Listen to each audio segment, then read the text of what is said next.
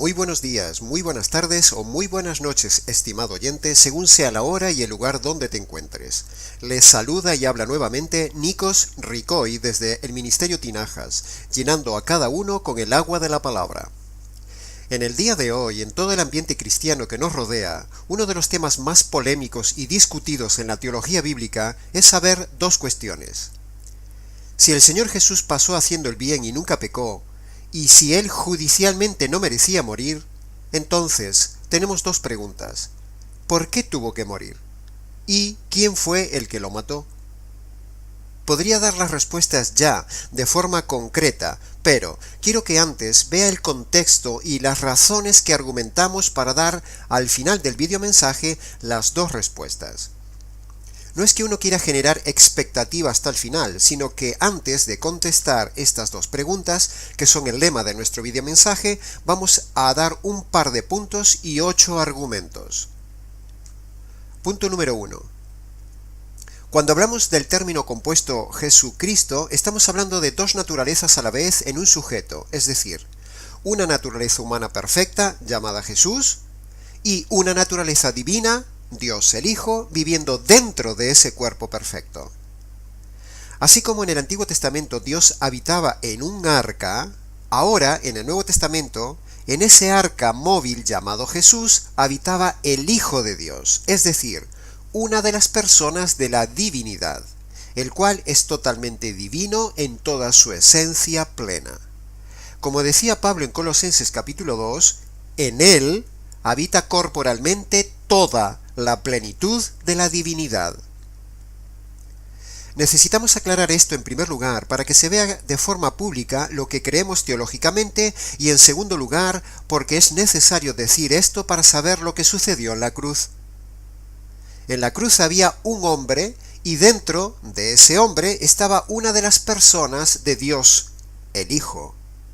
Dicho básicamente esto, continuemos el viaje argumental hacia las respuestas de nuestra pregunta de hoy.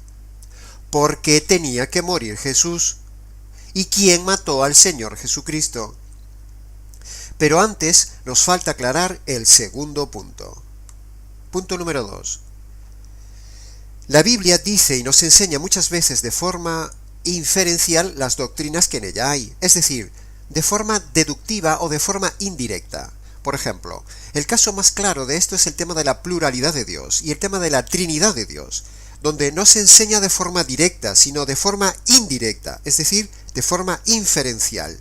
Y así podríamos seguir con muchos temas de doctrina que se deducen solo por la ley hermenéutica de la inferencia, que nos enseña las verdades de la doctrina de forma indirecta. Jamás en la Biblia se dice claramente la Trinidad, sino que se infiere claramente. Jamás en la Biblia se dice claramente que Dios es plural y trino, sino que se infiere claramente que es plural y es trino.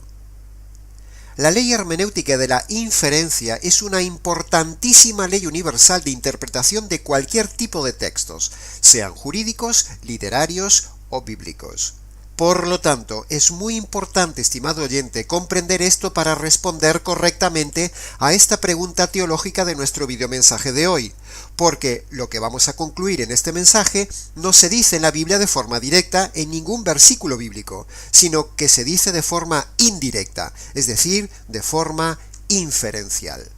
Habiendo aclarado estos dos puntos que en el cuerpo Jesús vivía el Hijo de Dios, y que la Biblia dice algunos puntos de forma inferencial, vayamos entonces con los argumentos que nos permiten dar nuestras respuestas a las dos preguntas de este audiomensaje.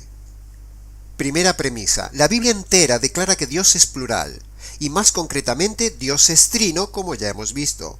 Aunque este no es el lugar ni el momento de defender la doctrina de la Trinidad en la cual creemos, igualmente decimos que Dios es una familia. Está compuesta de 3 individuos y los 3 son de la misma naturaleza. Repito, Dios es una familia. Está compuesta de 3 individuos que son de la misma naturaleza. Ahora, si Dios es trino, es decir, 3, Hijo, Padre y Espíritu Santo, y el Hijo estaba abajo en la tierra, hablándole al Padre que estaba en el cielo, hablándole de su abandono, como dice Mateo y dice Marcos, entonces deducimos por pura lógica y descarte que el Espíritu Santo estaba apoyando la decisión del Padre de abandonar y juzgar al Hijo. Es pura lógica. En Getsemaní vemos al mismo Jesús hablando al Padre de la copa de la ira que le caería encima y tendría que beber. En el Calvario vemos al Hijo abandonado clamando al Padre. En Isaías capítulo 53 vemos que todo el capítulo habla de herido por Dios, abatido por Dios, que Dios descargó sobre él el pecado. El castigo de nuestra paz cayó sobre él. Y por último, lo más desgarrador está en el verso 10 donde dice, quiso Dios destrozarle con padecimientos. En Levítico capítulo 16, en el gran día de la expiación en Israel, vemos a un cordero degollado y a otro abandonado en el desierto, ejemplarizando estos dos animales lo que sucedería miles de años después en el Calvario. El Cordero de Dios muerto y el Cordero de Dios abandonado. Por lo tanto, concluimos que dos personas, el Padre y el Espíritu, es decir, al resto de Dios, abandonan a un tercero, es decir, el Hijo de Dios. Hasta aquí la primera premisa. Segunda premisa. Por otro lado, la Biblia habla en Gálatas capítulo 3 que Cristo fue maldito y hecho maldición por el hombre. Eso de maldición implica como poco rechazo, abandono, rotura de la comunión, desprecio, castigo, dolor, desgarro de la unidad divina, aborrecimiento personal y muerte, es decir, separación entre ellos. Tercera premisa. Si Jesús tiene una naturaleza perfecta, entonces el hombre no puede matar una naturaleza perfecta. Unos latigazos, unos clavos y unas espinas no matan a un hombre perfecto. De hecho, muchos hombres en Semana Santa simulan lo hecho por Jesús en el Calvario y siendo pecadores no mueren. ¿Cuánto más Jesús que tenía una naturaleza perfecta y sin pecado?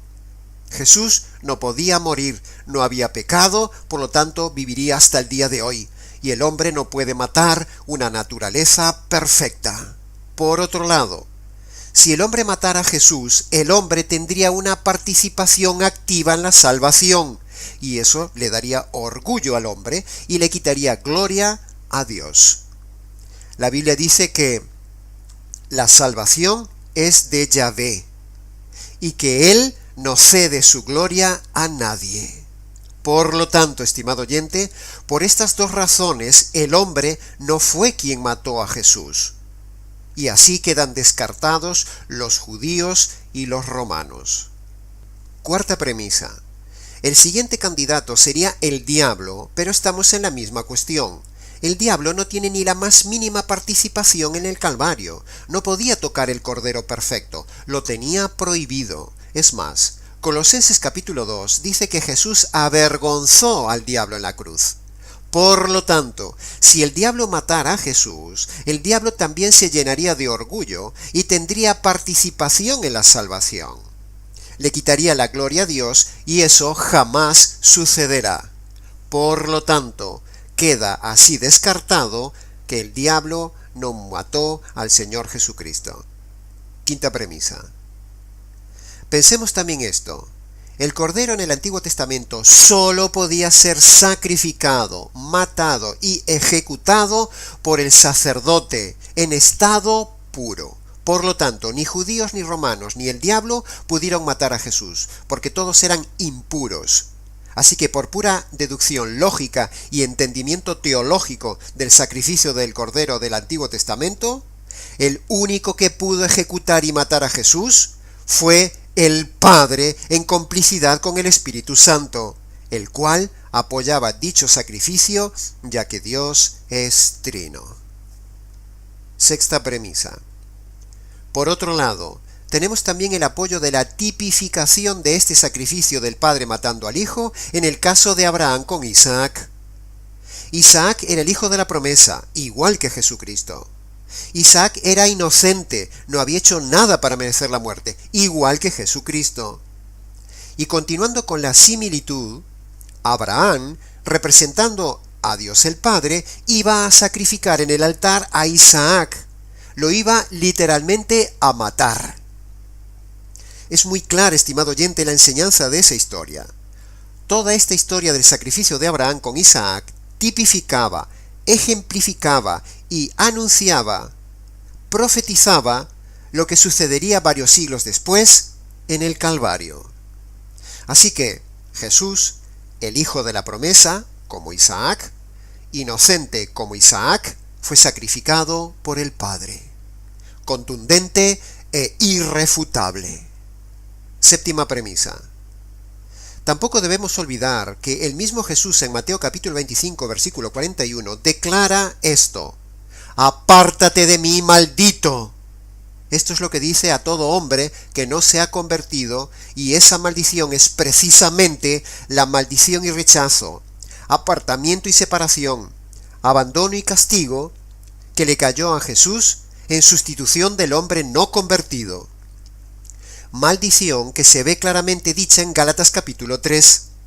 Por lo tanto, es irrefutable que Jesús fue hecho maldición en sustitución del hombre, y al decir maldición, eso implica abandono, rechazo, separación, juzgamiento, castigo, aborrecimiento personal y similares.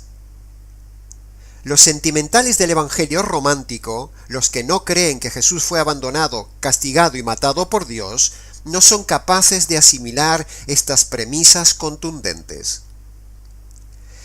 El que castigó y mató en la crucifixión al Hijo fue el Padre en unión y complicidad con el Espíritu Santo. Repito, el que castigó y mató en la crucifixión al Hijo fue el Padre en unión y complicidad con el Espíritu Santo.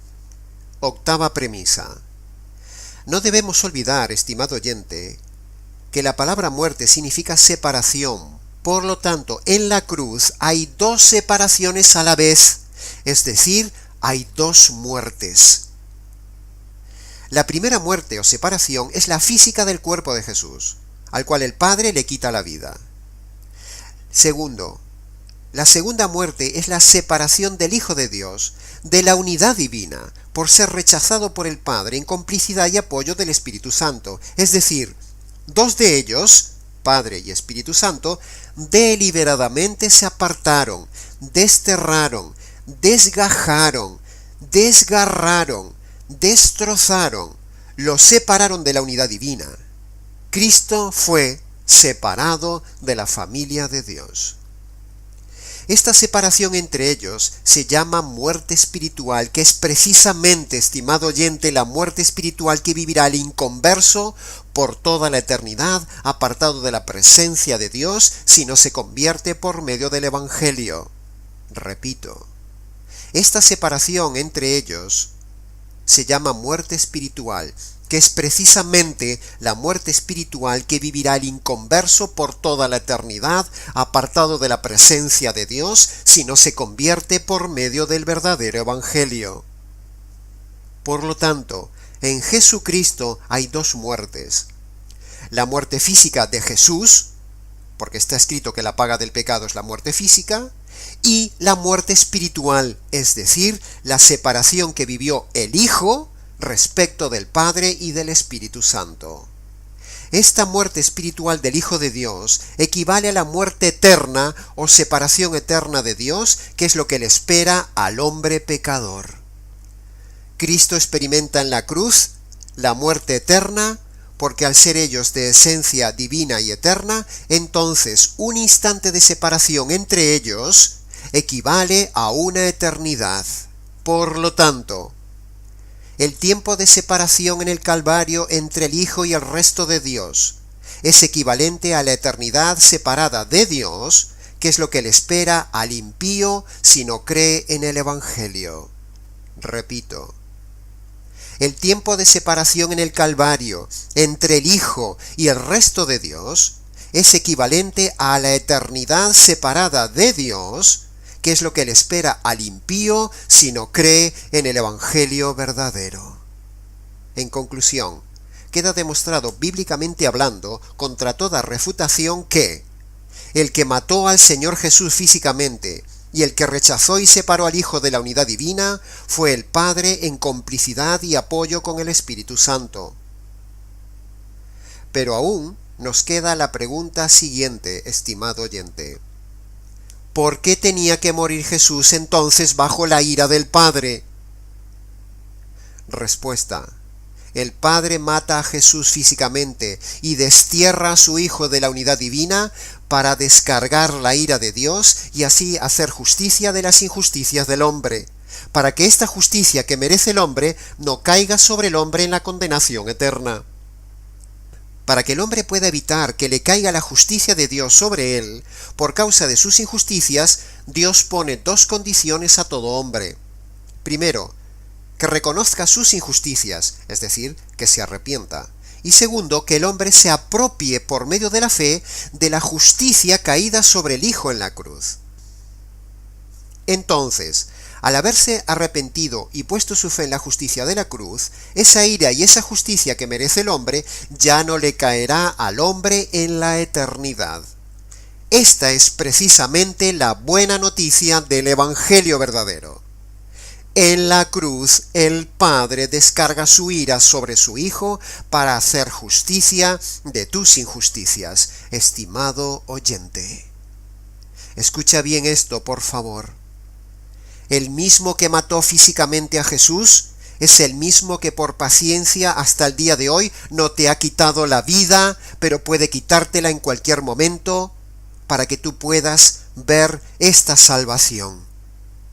Y el mismo que desgarró al Hijo de la unidad divina es el mismo que puede abandonarte por toda la eternidad, desgarrado de la unidad divina, en compañía de los diablos para todos aquellos hombres que no se conviertan por medio del verdadero Evangelio. Escapa de ahí, estimado oyente. Reconoce tus pecados y aprópiate de esa justicia que merecías y que le cayó al Señor Jesucristo. Hasta aquí nuestro mensaje. Para conocer más detalladamente el Evangelio verdadero, sus dos noticias y sus dos condiciones, entra en nuestro canal y allí lo verás. Cualquier pregunta, aclaración o comentario del tema de hoy, escríbenos.